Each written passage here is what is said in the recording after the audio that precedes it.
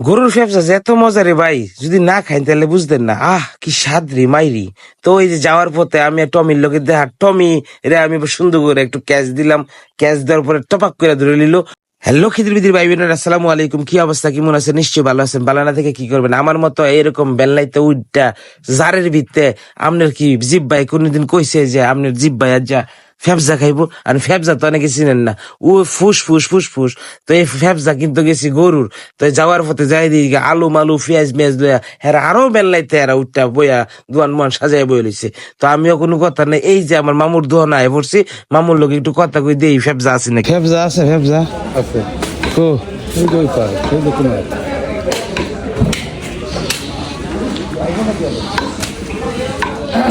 মামু তো আবার গরু গোস্ত বেচ্চা ভাইরাল। আপনারা তো আমার এই ফেজের মধ্যে দেখছেন মামুর যে গরু গোস্ত হেলবা, কিন্তু ডক্টর ইনুস ক্ষমতা দেওয়ার পরে মামু কিন্তু ডিসকাউন্ট বসাই দিচ্ছেন। তো যাই হোক, আমার হতে একটু ডিসকাউন্ট দিছে, কিন্তু আশ্চর্য হয়ে গেলাম গা, যেই জিনিস আজকের থেকে 15-20 বছর আগে মানে ফুসকুনি খালো বিলো ফালাই দিছে, সেই জিনিস আজকা দাম মানে ইমন দাম, আকাশ পাতাল দাম। আপনি তো চিন্তাই করতেন না যে গরুর বুড়ি আপনি কিনতে পারবেন, কারণ এই গরুর বুড়ি গরু জব করার আগে 3 দিন আগে এটা বেলে বেচা হয়ে জায়গা। তো মোটামুটি ভাই যেসব জিনিস আগে রিজেক্ট চিনিতে ফাদান্ন ফাইলাইতেছে। তো যাই হোক, যেমন দাম ইমন কথা। আমি 500 টাকা করে কিনছি মামুর এনতে। মামু আমার 2.5 কেজির দাম 1200 টাকা, 1250 টাকা দাম হয়েছে। আমি সুন্দর করে মামুরের টাকা দিয়া তারপরে যাইতেছি। এর ভিতরে দেখি যে আমার টমি আমার গন্ধ ইঙ্গা বুঝা লাইছে যে আমি বাজারে ঢুকছি। তারে কইলাম যে চল আনুর দোয়ানে গিয়ে তার একটা কেক খাওয়াই। আনু ভাই এর চা যে খাইছে না কোনোদিন বুঝতো না, কিন্তু হাটের দিন খালি হাটের বাজারে আনু ভাইয়ের চা বেছে ভাই, ডেগের চা, মানে এত স্বাদ হয় যা বলার মতো না। আমি তো 2-3টা কেক মেক লইয়া সুন্দর করে টমিরে আবার চাক্কা দিয়া দিলাম। টমি তো আবার সে ক্যাচ ধরে মনে হচ্ছে জন্ডির হুস ক্যাচটা ধরছে। যে ক্যাচ ধরছে বাংলাদেশ টিমে তোর মতোই ফিলিয়ার দরকার। তুই টেনশন করিস না বেটা, আমি তোকে 2-3 দিন পরে আমি তোরে বাংলাদেশ টিমে ঢুকানোর চেষ্টা করব।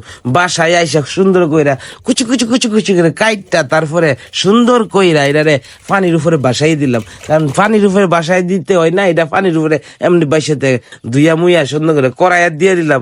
তখন এই কাঙ্ক্ষিত শব্দটা মানে কোটি টিয়ার একটা শব্দ, ও শান্তি লাগে।